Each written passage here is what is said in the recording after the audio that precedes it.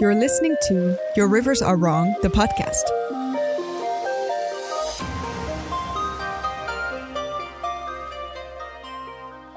Good morning, or evening, or afternoon, whenever you may be. Welcome back to the Your Rivers Are Wrong podcast. I'm one of your hosts. My name is Dante. And I'm the other host. My name is Merle.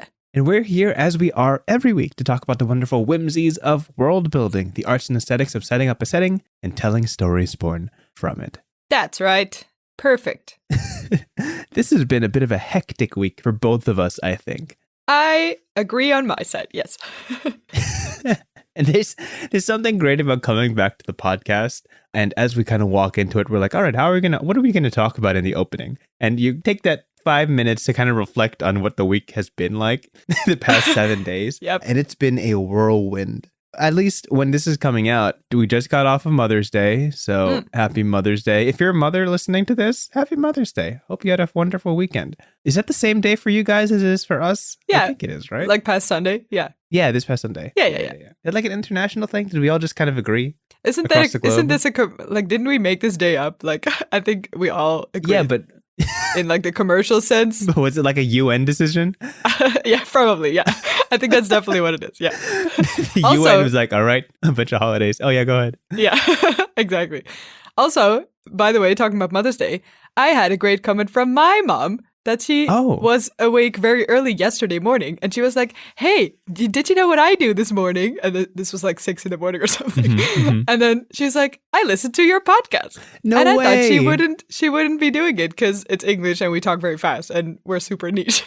And then she's I could totally follow it. My English is actually great. And you should tell the people that I'd watched it. Oh my God. So here it is. Shout out to my bestest mom ever. It's great. Hi. Shout out to Merle's mom. And she thought you had a great podcast voice, which I think you would be, Thank you. I appreciate that. It truly is an effort. Happy to hear. To talk.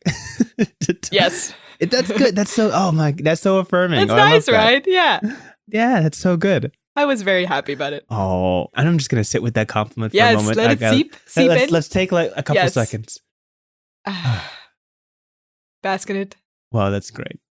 I think it's always so special when someone we know starts listening to our podcast, and it's just like, oh, wait, you know us in all these other contexts. Yeah. So, now you know what it means when I say a podcast every week. This is what it means. It's this. This is what it means. Yeah, my friend recently hit me up and was like, hey, just started listening to your podcast. Wow, that's such an interesting topic. Let's talk about it. I'm like, yeah, let's talk about it. Which episode did you listen to? And it was so fun. Oh, it's so great. Yeah, I love it. So, always so wonderful. Yeah. And there was somebody, oh my gosh, I forgot his name. It's somewhere on YouTube.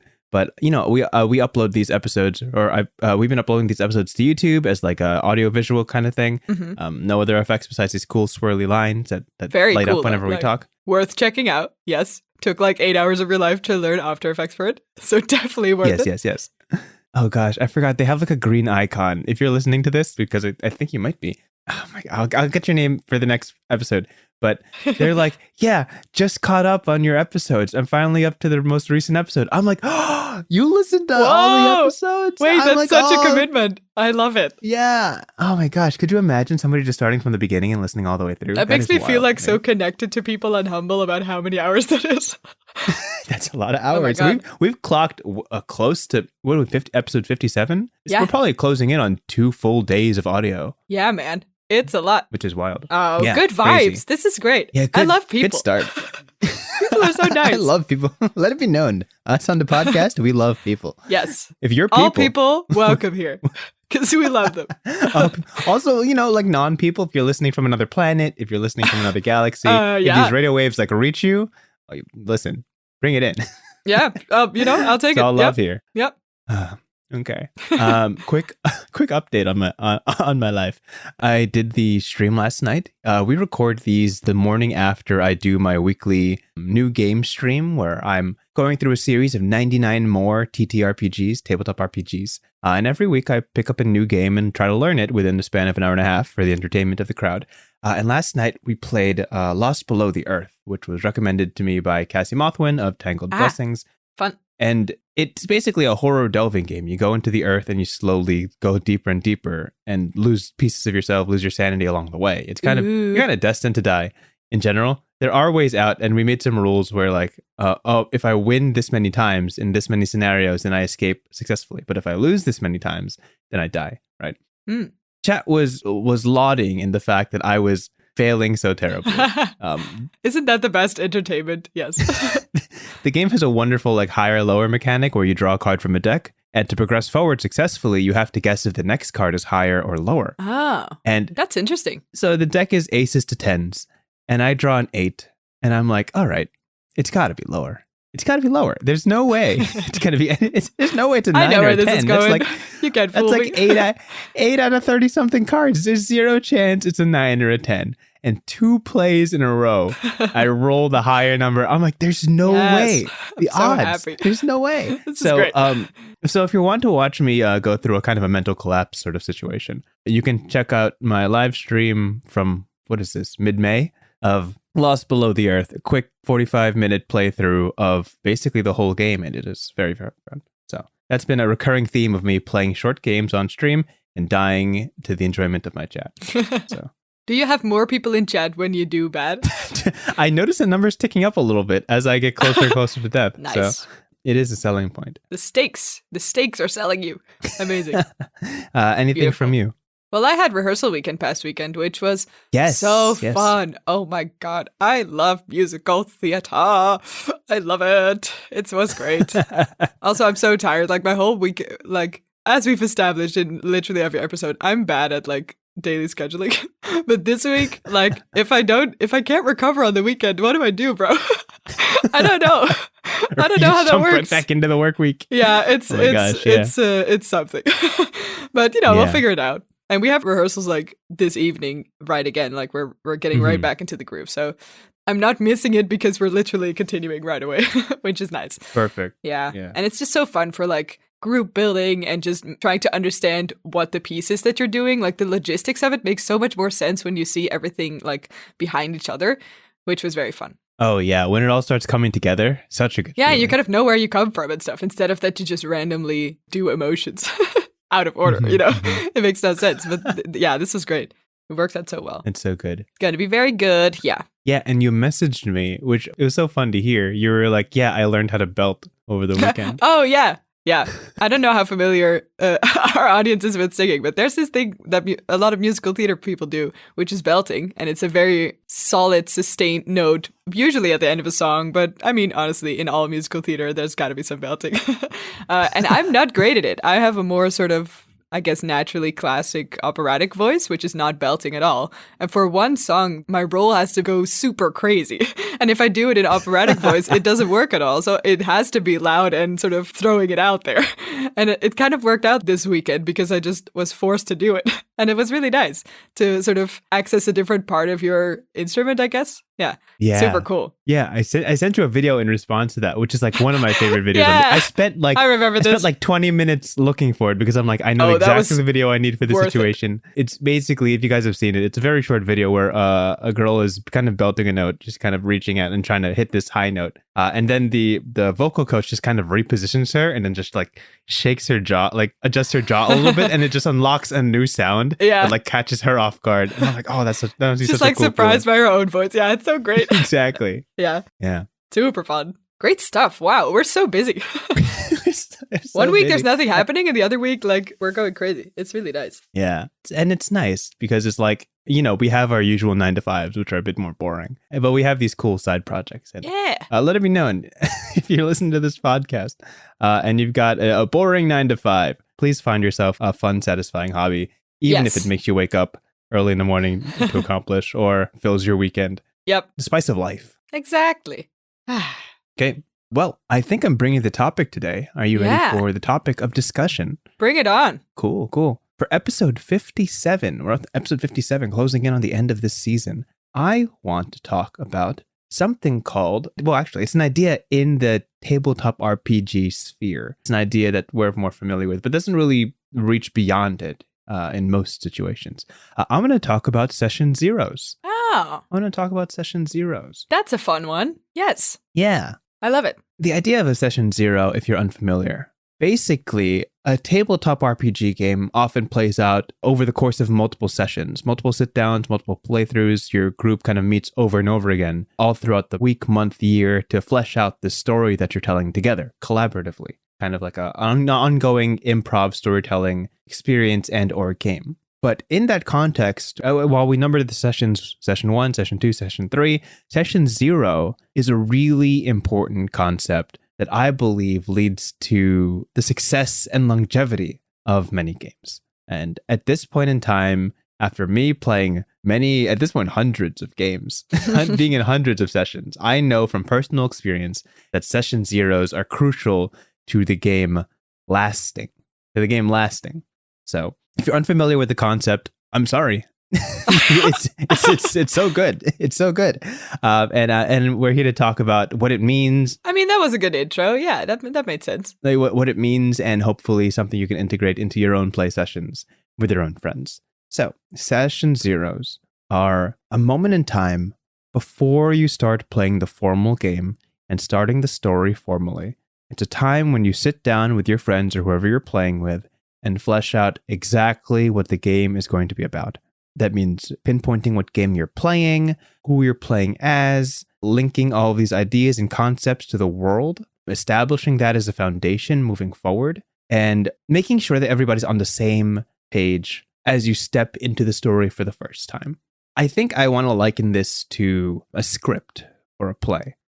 You can't go into working on a play or acting in it without any sort of context, right? You can't just step in and be ready to do anything without knowing what it's going to be about. And that has to be outlined well before anything goes on. The person running the story, the storyteller, make sure that everybody understands the context of what you're moving forward with. And if and when everybody understands this, that's when you step forward with the story. Marla, do you remember any session zeros you've been part of? What is your experience with session zeros, and what's your general opinion on them? I'm not sure if I ever ran one, because for the one actual game that I ran myself as a DM, I think I did it in separate sessions, kind of, because the first time we met, it was supposed to be a one shot, and then it sort of spiraled into whatever it became later. Got it. And a one shot is usually just one game, or maybe two if you run out, but that's it. And then this one was so fun that we just kept going. So then the session zero didn't really happen because I was assuming we would end after one hangout, right?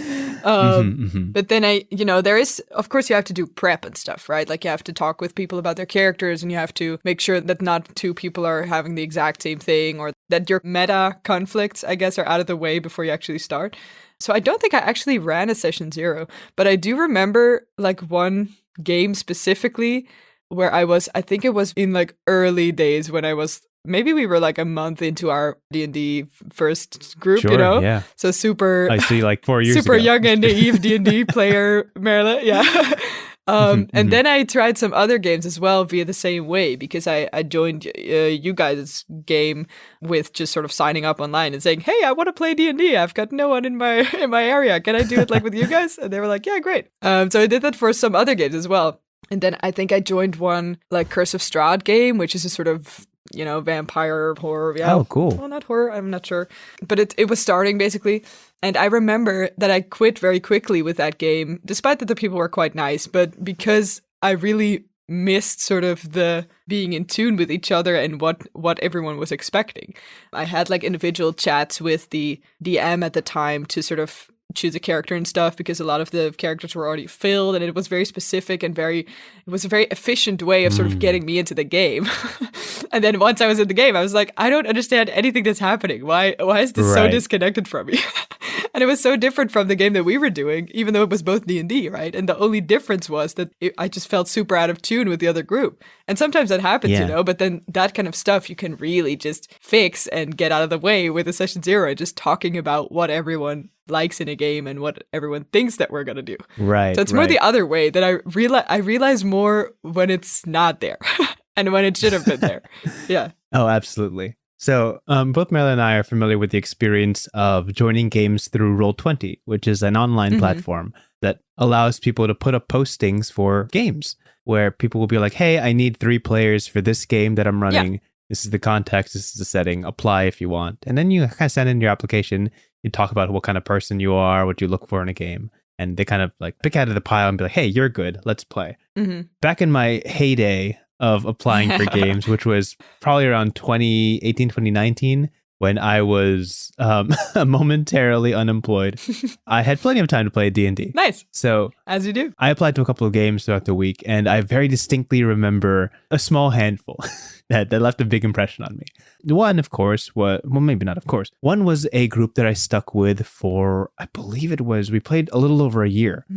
That's pretty good. It was wonderful. My DM was from Germany. And there were a couple of people on the East Coast US who were the players. And we had a wonderful session 0 where we talked about the characters that we wanted to play, a little bit of backstory, not too much to spoil the fun. And what I remember most vividly is that we took time to link all of the characters. We took time to have one thread that connected everybody playing, whether it be like, oh, I worked with character A on a job one time, or oh, I ran into character B in a marketplace like a couple of weeks back, and oh, I'm the rival of character C. And once you make those little links, it's way easier to jump into a cold setting. You know, if someone gives you a scenario, at least you know you're not alone. You can lean on these other characters and you have these added contexts. And I do want to talk about a game real quick that does it really well, but in contrast, I also applied for a game, which I will never forget. And this was a formative experience. And it taught me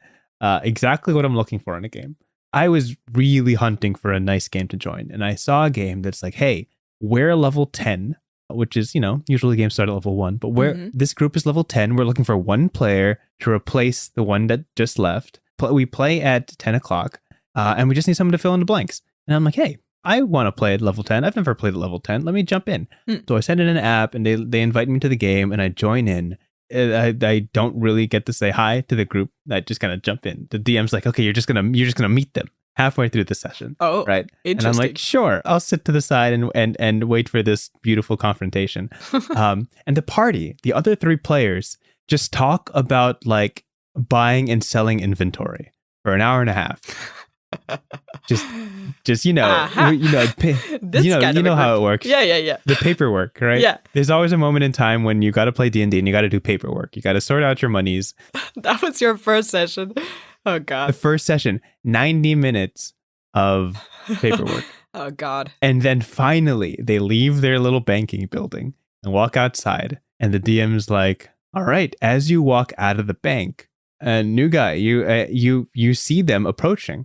And you know that, there's a bounty on one of them. That's your link. You know one of their faces and just go. And I'm like, oh, okay, sure. Yeah. Wow, that's so into the deep right away. I put on my voice. Pretty intense. But I'm not gonna mimic. I put on my voice and I greet. I'm like, hi. Listen, do you mind if I have a moment of your time, speak to you? I'm looking for this person in particular. And the guy who's been talking for the majority of the 90 minutes, clearly the ringleader of the group, they say, I keep walking. And I'm like, hello?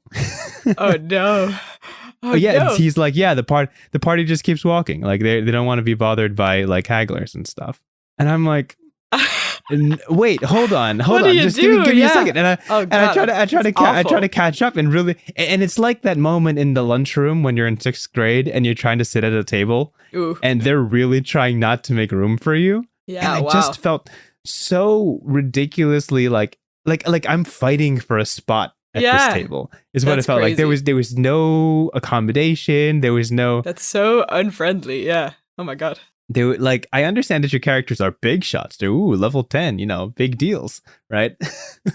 But like to ignore out of meta a person jumping into your game for a first time and not even giving them the benefit of the doubt, not even suspending disbelief to have a conversation.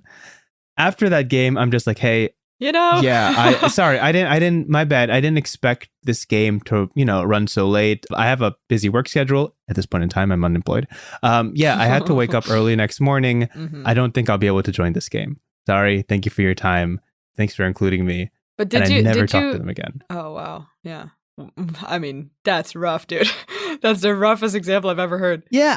I spent like the whole past 2 days making this wonderful character. Yeah, and I'm like, I'm just going to jump in. I'm working on the best way to integrate myself without being too forceful. And it just felt so bad. And that's, and kind of to bounce back to the topic, the session zeros are that time to not only get used to the setting and the characters and the moment, but also to talk to the people you're playing with, to build expectations, to establish like standards of play, like common courtesies, like we're arriving at this time. If you can't make it, let us know. Courtesy notice at least a day before, things like that. It's figuring out and molding, so to speak, a space where everybody is comfortable to play. Yeah. And I think that's what was sorely lacking. And after that session, I was very careful with what games I joined. Man, I feel you. Yeah, of course you would. I did not waste time with people who I didn't believe would respect my time, my energy. Your craft and your involvement. So like on Roll20, there's probably 20 to 40, 50 different games that are looking for players. But you yourself have to be picky with what you join because it's your time, it's your energy, it's your creativity that you're pouring into it. And if they're not going to give you the courtesy of a session zero to introduce you to the group, to treat you as a human being, then it's not worth your time. It's a hard way to go from there. Yep, it's true. Not worth your time. And you only learn this through like joining games that suck, right?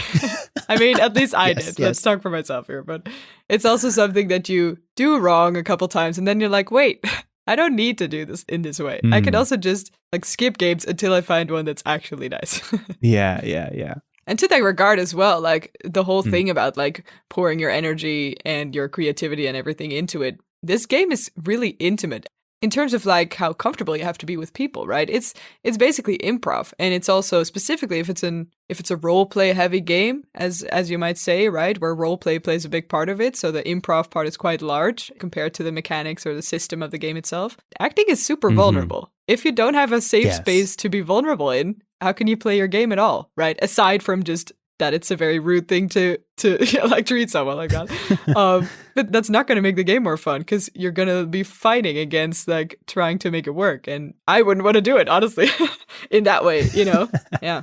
Yeah. Like tabletop RPGs are not like board games. They're not like video games where there's a set amount of rules and you just kind of play through and you have some fun time. It really is tapping into like your acting and your improv and your ability to push yourself outside your comfort zone and be a little vulnerable, you know, play out scenes that you wouldn't play out in real life, be characters and make decisions that are less than ideal. There's a lot of things that you and your friends have to be comfortable with before you can have this sort of long running game. An essential part of a session zero is lines and veils. And every game talks about lines and veils. Yes. Every game talks about the X card for good reason. Super important. These are community guidelines that are kind of understood by people who have been in the scene for long enough. Lines and veils are the boundaries that you draw before any game happens.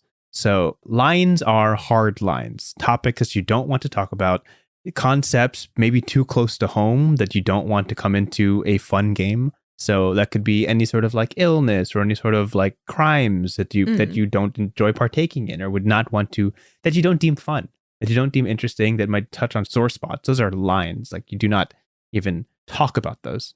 It's not conducive to fun, not conducive to happiness. Yeah. And then veils are moments where you fade to black, where you can speak about these in the background.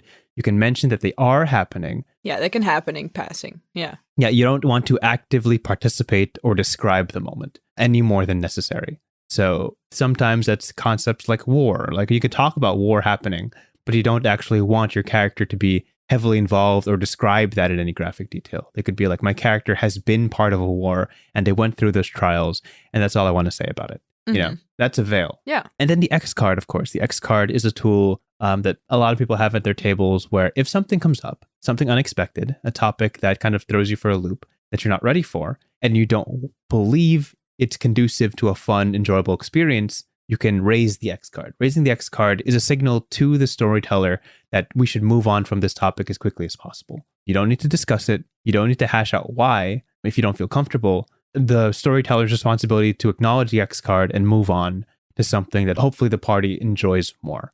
And those are basically universal safety tools that you'll find in every game.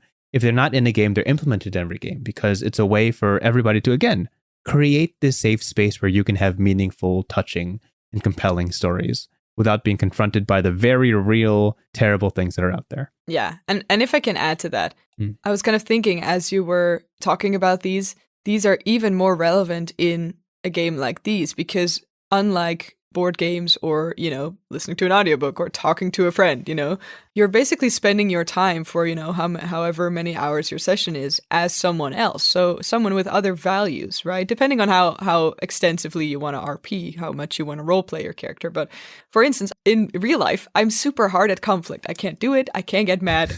I'm terrible at it. I can never point people to their problems. I'm afraid to get angry, blah, blah, blah. I can't do it. So if I would play a character that's super angry or has a lot of, pent up frustration or is very loud all the time, I could definitely do that. But then for me, my values might be very different from the character's values. So if for me, Merle, the player outside of game, something is not okay, my character might think it's fine. But then if my character thinks it's fine, I can't in character explain that for the player, it's not okay to do this. So I have to have some tool or some sort of safety net outside of the game world to be able to to act on that in a way without sort of disrupting it too much. Like it's a pretty tight balance as well. But I think it's very necessary that it's there because you have this sort of player versus character dynamic going on at the table with everyone involved, right? Right. Yeah. What I picked up from Nick, our friend who has run games for us in the past, there's a form they send out, kind of a consent checklist. Oh, yeah. Where it has a bunch of very terrible topics, so to speak. Not necessarily terrible, but like traditionally uncomfortable topics. And you check next to each of these topics, okay with this topic, prefer not to participate, prefer not to see, or hard cut no, right? And you can fill those out. There's even some blanks where you can fill in things that you're personally uncomfortable with. Storyteller collects these privately, and then at session 0, they discuss the topics that will not be showing up, depending on what was submitted by the party. And that's very, very important in a game that focuses around combat, conflict, that focuses around damage, For sure. It's like a giant list of trigger warnings, and then we will know if we have to be, warned by it or if we can't even use them. Yeah. I don't know. When I fill in a form, it always makes me feel like awful, and also I have to laugh at myself a little bit because I'm always I'm usually pretty good with whatever topic comes up. I don't really have a lot of triggers, I guess, like that. But then I always make everything green, but it feels so weird to make the most horrible topics and be like, yeah, I'm totally cool with this. But then I'm down with that. Yeah. Yeah, like our friend was like, "Hey, this game's we're gonna step into gothic horror. Oh yeah, how do you guys do with gothic horror?" And both of us are like, "Yeah, we love gothic horror. Let's go. We love limbs disattaching. We love blood. Yeah, that's not true in real life, people. Blood and guts. It's a game. Yeah.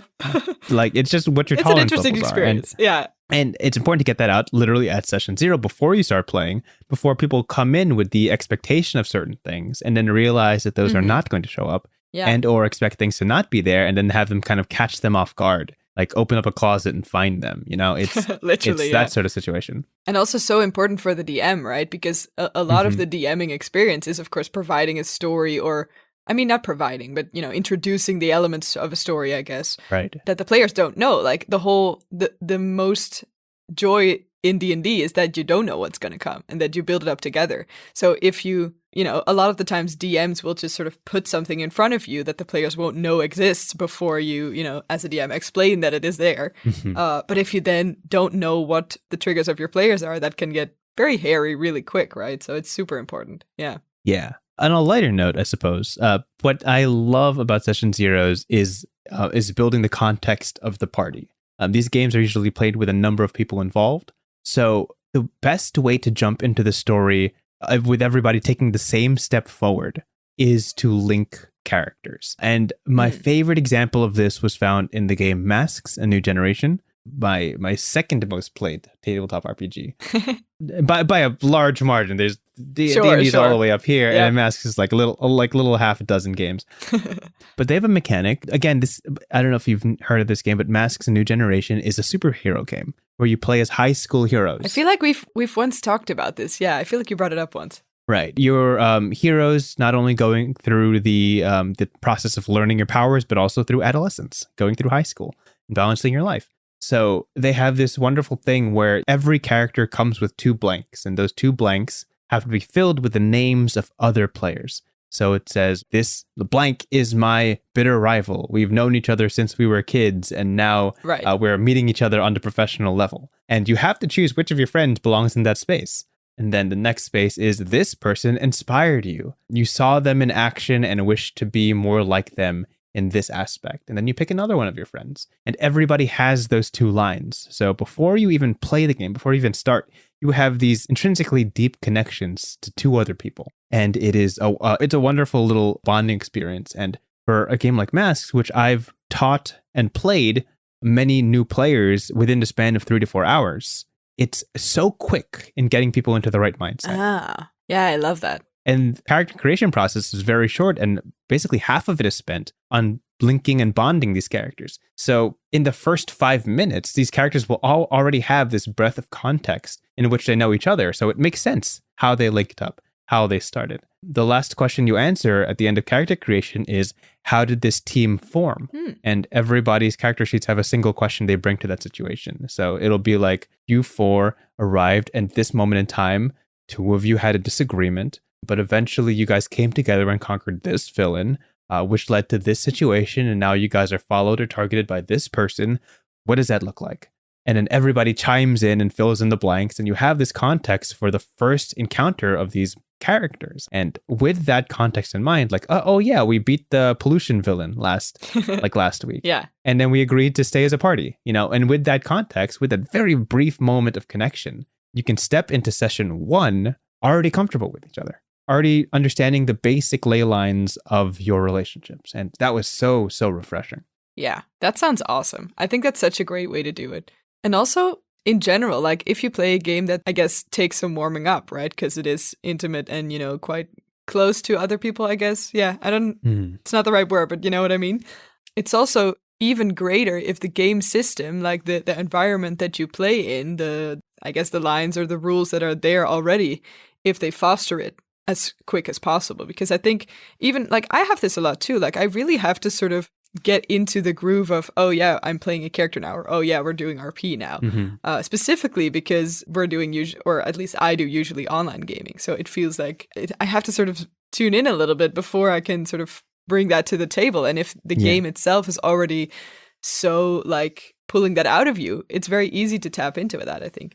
So that's great. That sounds super nice. Yeah. And I guess the final note I would like to share about Session Zeros is just the storyteller establishing the setting, making sure everybody knows the time period, the state of the world, what genre you're in. Oh my gosh, your genre. So important. You can't just yes. You can't just assume medieval fantasy. It's not always medieval fantasy. Nope. Sometimes you're thrown into the most ridiculous of settings, and if everybody's got to understand that because you have then to you're be walking kind into of aware. Yeah. You're walking into the first setting. It's like, okay, what city are we in? Oh, is that like the north or the south? Is it like cold here? Does this place have like a king, or it's a village? Okay, it's a village. Okay. And you can play with that too, right? Like sometimes I remember, what was it? I think High Rollers. I never finished that campaign, but like when it started with people waking up or having amnesia, I'm not sure. But sometimes it's a cool thing where you have to figure out the world in the first few, how do you call it? Like story beats. But if that's not your goal, please tell the people what you're playing it. Please tell them where they are. Yeah. It's very useful. Yeah. Like when building a character, and it often happens during Session 0, you come in with a rough idea of your character, and you can fill in the blanks as you're learning more about the setting. As someone like me who loves to integrate their story into the setting and be like, this character can only ever exist in this specific setting. Like that's kind of my goal when I finish a character.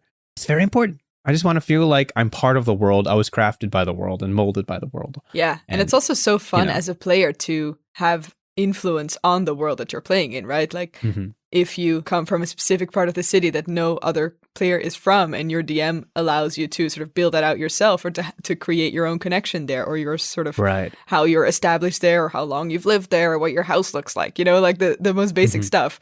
It's so fun because then suddenly, sometimes when the story ends up in that part of the city, for instance, then suddenly you have a little bit of knowledge that no one else knows. Maybe not even the DM sometimes, And that's really nice because then the agency shifts a little bit and you really feel like literally your character is more comfortable in this part because they literally made it up, right? It's really nice. Exactly. Yeah. Feels very embedded also. We constantly have to remind people that this is a collaborative storytelling game. Yeah. So the game master, dungeon master, storyteller, they shouldn't be responsible for every detail of the world. At certain points in time, when a player has expertise in a certain situation, the DM should just give the reins to them and let them build out part of the world. And you get to now experience a moment of improv and be like, oh, cool. Let's work with that. Let's work with that. And that can't happen if the player doesn't know what the world is. Yeah, so again, it's true. Session 0. Get everybody on the same page. I think my most favorite example of this is where, tiny spoilers for Critical Role Season 2, Campaign 2, I mean, where Liam O'Brien, who plays Caleb Widogast, just sort of made up an entire children's story on the spot because I think the week before or something, he mentioned a title and then another character expressed interest in, oh yeah, I'd love if you read that to me sometime. And then he just wrote the story in the meantime. And then he's like, well, it's there now. It's in the world. I made it up. Yeah. Here you go. Here's me, like 10 minutes narration of this beautiful story I wrote. Favorite moment. It's amazing. Yeah, and that's what happens when players understand the context of your world, what's possible, what's realistic. And care for it, honestly. That's also a big part of it. Yeah. And feel like they have agency over it. Yeah. Run your Session 0s. Let them happen. Yes. Even if you don't know what you're going to talk about yet, even if you don't know the context of what you want to discuss, I think that'll just naturally come up. You talk with your friends what they're looking for in the game, what they expect from a game, and build out what you want to run if you're running the game. And if you're playing the game, ask questions. This is the most important time. And yeah, that's it. That's well said. That's all I got. It's great. Good to tackle as well, because it's a very specific thing, right? Well, with that out of the way, let's go to the prompt. Every week we talk about a prompt at the end of the podcast to kind of put a little cap on the topic. Lately, it's been very much connected to the topics we talk about. And this one is very, very relevant. And this is a prompt I'm a little bit excited to bring forth because I put a little bit more effort into this than usual. You spoiled this before we started recording. I very explicitly told Nella, like, I worked on this prompt. So well, I mean, he didn't spoil the topic, but he spoiled how excited he was. Well, I'm going to let us play through a scenario that kind of only ever plays out in bad dreams, where you're walking into a situation not entirely prepared for it. And I need you to kind of improvise your way out. Oh, God. Okay.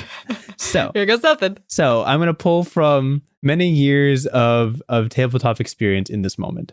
And I'm going to put you, Marla, as a person in this prompt. Oh, okay. Okay. Are you ready for this? I am my own character? Yes. It's you playing as you. Cool. Okay. You can suspend disbelief for as long as you want. And then when you're out, you're out. You know, just X card it and we're done. Okay. Cool. Hey, you are joining a new table. You've been invited by your friend Sandra. They're excited to have you play. They can no longer play because they got a new job. And they're looking for a new player. And they said, hey, Marla, you're going to be a great fit here. The game's at 11 o'clock. It's played locally. Wonderful. Very nice. Very nice. You don't have to go online for this. Yes. Just meet with Dave. Dave's a GM. And play and have fun. And tell me how it goes afterwards. Because I got to go get paid and do my 9 to 5. So you're given the address. It's just kind of a show up kind of thing. You were literally told about this 2 days ago, so you didn't really have much time to prep. Going in. You knock on the door and you are welcomed into a very nice living room, a very cozy place, very quiet, and ready to set up for a wonderful game of we could do our comfort zone, Dungeons and Dragons. Sure. So Dave sits you down. Hey, nice to meet you. Sandra talked a lot about you. We've been playing for like better part of 7-8 months now. And we're eager to continue the story. We're real sad that Sandra had to sit out, but we're looking for a player and you're recommended. And it's great that this could all kind of come together. So you have your character, right? Oh, I was not sure that I had to. Like I heard this 2 days ago. Maybe that was a misunderstanding. Sandra gave me your email. Did you get the email? It had like the details of the game. So I thought you were. I'm afraid I didn't see it. Would you mind summarizing that for me? It might take a bit of a while to summarize it. Well, actually, just sit down. We'll do a little bit of a primer, get you into the setting. Yeah, sure. Cool. Usually we start these games around this time, but everybody arrives late, and I have this like house rule where if people start late, the game just kind of starts without them. So you're the only one here on time, right? Which is, okay. It's pretty normal. Yeah, this is a little bit of a different hour than we usually play. We'll go back to our usual hours next week. Oh, because it's not at 11 usually? Oh, I mean, and this isn't their usual time. That's what I heard from Sandra, I thought. Oh, okay. Yeah. Okay, we could hash it out when everybody's here. Okay. Do you have like a name for your character? We could. I can just kind of throw you in, and we'll figure out the details of your character as we go. Yeah. Okay. Sure. We'll Cool. we'll make that work, I guess. Cool. It's a typical, classic dungeon delve. We got some goblins we got to take care of. We'll just have your character join where we left off. So let me just, let's just walk this through, right? I'll play out the scenario and you do what you feel like your character would do.